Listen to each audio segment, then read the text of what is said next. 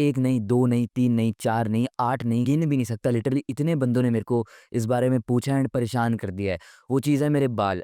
Literally मेरे को हर एक बंदा पूछता है, "भाई तेरे बाल पहले ऐसे थे, तो ऐसे से ऐसे कैसे हो गए यार?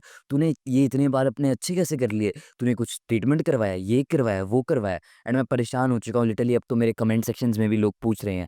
तो मैंने सोचा इसका मैं आंसर दे ही देता हूँ। अब सबसे पहले हमें ये बात समझने के लिए कि मेरे बाल ऐसे कैसे हुए, जाना पड़ेगा हल्का-सा पीछे। तो मेरे बाल कुछ ऐसे से थे, ठीक है? मैं जस्ट आई गेस 8th से 9th में मूव ऑन ही कर रहा था। ये उस टाइम की फ़ोटो है।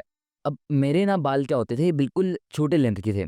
और मैं क्या करता था, स्कूल जाने से पहले इसको कॉम्ब करता था एंड मैं बचपन से कॉम्ब भी करता आ रहा हूँ, एक ही साइड रखता था हमेशा एंड ऐसे मैं अपने बालों को रखता आ रहा था।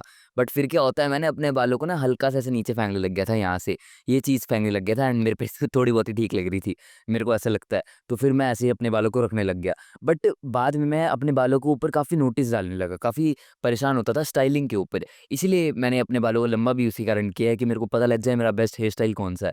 तो करते-करते जब मैं अपने बाल स्टाइल करता था, मैं स्कूल में ना पहले तो बिल्कुल सही रहते थे, सेट रहते थे। तीसरे चौथे पीरियड में ही मेरे बाल ना हल्के से यहाँ से टेढ़े से हो जाते थे। होता क्या है, यूजुअली किसी बंदे के बाल स्ट्रेट होते हैं ना, उसे तुम ऐसे सेट करोगे तो वो वैसे ही रहते हैं, ऐसे टेढ़े नहीं होते। मेरे बाल टेढ़े हो जाते थे, काफ़ी परेशान होने लगा। अब फिर क्या होता है, मैं जाता हूँ ट्रिप पे, ठीक है? ट्रिप पे जाता हूँ मैं उत्तराखंड की स्कूल की एंड वहाँ पे मैं अपने बाल सेम ऐसे ही रखता हूँ, बट वो फिर बिगड़ जाते हैं एंड बहुत ही भद्दा दिख रहा था उस ट्रिप में। के बाद एक रात में ना मैंने सोचा था कि मैं ऐसे फ़ोटोज़ खिंचवाऊँगा। मैं अपने बालों को नीचे कर लेता हूँ, ऊपर से ऐसे नीचे एंड जैसे ही मैं नीचे करता हूँ अपने बालों को, मैं लिटरली मैं देखता हूँ मैं बहुत ज़्यादा अच्छा दिख रहा हूँ।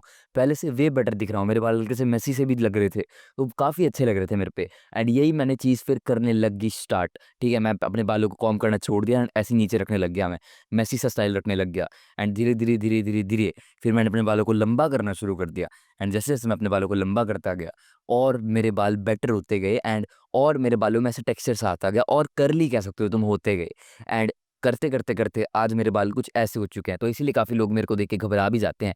मतलब कि बोलते हैं यार ये तो चेंज ही हो गया, तेरे बाल पहले कैसे से थे एंड फिर कैसे से थे अब हो चुके हैं। तो येस वो हो भी जाते हैं। इट इज़ पॉसिबल, बिल्कुल पॉसिबल है वो। तुम इस चैनल की बिल्कुल ओल्ड वीडियोज़ देखोगे, उसमें मेरे बाल काफ़ी अजीब अलग थे एंड अभी काफ़ी अलग हैं।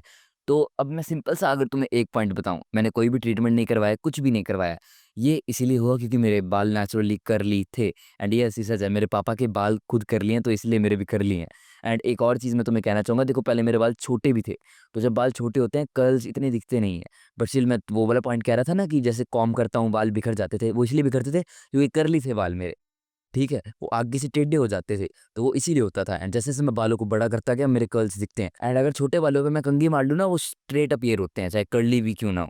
बट अभी अगर मैं कंघी मारता भी हूँ, क्योंकि लंबे हैं मेरे बाल, कर्ल्स दिख रहे हैं काफ़ी ज़्यादा, तो होगा क्या, स्टिल पता लग जाएगा कर्ली हैं। क्योंकि कंघी मारूँगा फिर दोबारा से वो कर्ली ही हो जाएँगे, हल्के-फुल्के ही सेट रहेंगे।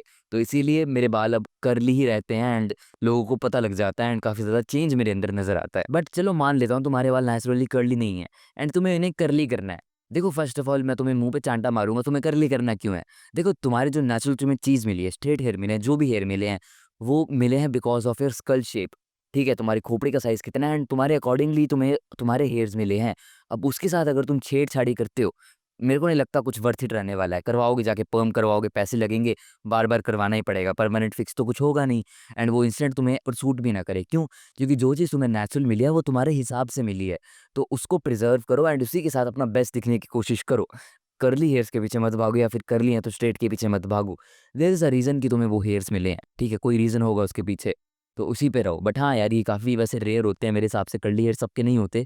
तो अगर तुम्हारे कर्ली हैं, तुम भी लंबे कर सकते हो या फिर स्ट्रेट है तो तुम उन्हें भी लंबे कर सकते हो, तुम स्टिल यूनिक दिख जाओगे। मैंने लॉन्ग हेयर्स पे वीडियो भी बनाई थी कि कैसे वो तुम्हें यूनिक दिखाता है और भी फ़ायदे बताए थे, तो वो देख सकते हो।